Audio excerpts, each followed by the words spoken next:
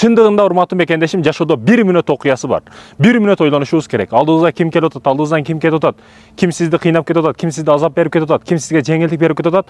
1 мүнөт ойлонушуңуз керек. Ар бир ишти кылуудан мурда 1 мүнөт ойлон, кадамыңды ойлоп бас. Бир кадамың сенин келечегиңди чечип коюшу мүмкүн. Рюкзагыңа салып 50 000 сом берем десе, буну товар жеткирип кой десе, 1 ай иштейсиң. Мындай эле ойлонуп көрүшүң керек. Аллах жана сен 1 ай иштеп атасың, бирок бул жерде бир доставка менен 50 000 берем деп атат. Демек бул жерде бир нерсе бар. Бир арам нерсе бар. Арамдык тез келет, набору күчтүү болот, бирок кетүүсү да өтө күчтүү болот, тездик менен кетип калат. Аллах таала арам маселесинде арканды алыс таштап коет, бир күн арканды тартылат. Аркан тартылган учурда башка жериң үзүп кеткенин түшүнбөй каласың, билбей каласың. Ошондуктан бир нерсе кылуудан мурда, бир кадам таштоодон мурда 1 мүнөт ойлон. 1 мүнөт ойлон. Эртең ошо ойлонбой кылып койгон ишиң өтө каттуу удар болуп башыңа тиет, ал учурда кеч болуп калат, урматтуу мекендешим. Биз биригишибиз керек. Кааласак, каалабасак биригишибиз керек, урматтуу мекендешим. Кыргызстандын рыногун карасаңыз, мисалы алма менен чыгам десеңиз, машина менен чыгам десеңиз, жөн эле дыйканчы аты менен чыгам десеңиз дагы бизде жетишсиз да. Жөн эле жетишсиз. Бишек башка нерсени эгет, Баткен башка нерсени эгет, бул башка нерсени эгет, биримдик жок. Биригишибиз керек, урматтуу мекендешим.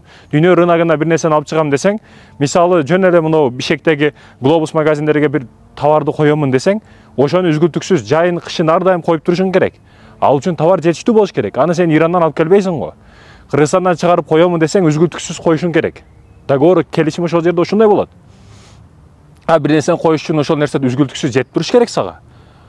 Бир дыйкан башка нерсени эгет, алманын бул сортун эксе, башка дыйкан алманын 4-үнчү сортун эгет, ар кандай да биригүү болуш керек. Америка Кошмо Штаттары, ал кошулган штаттар ошон үчүн күчтүү. Европа биримдиги, бириккен мамлекеттер, 20 мамлекет, Германиясы, Польша, Вьетнам бардыгы бириккен, ошондуктан Европа биримдиги күчтүү. Биз мусулман өлкөлөрүчү, Катар башка, Дубай башка, бул башка, Кыргыз башка, ар ким башка болуп жатат. Биз биригишибиз керек, урматтуу мекендешим. Биригүүнү кимден баштайбыз?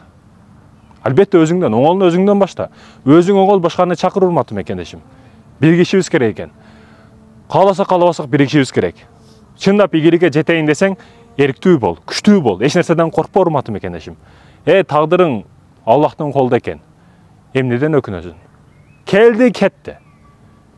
Кээ бир нерселер келет келечекте. Кээ бир нерселер кетет, ага өкүнүп кайгыруунун кереги жок. Ошондой экен, урматтуу мекендешим, башка эмне түшпөсүн Аллахтан.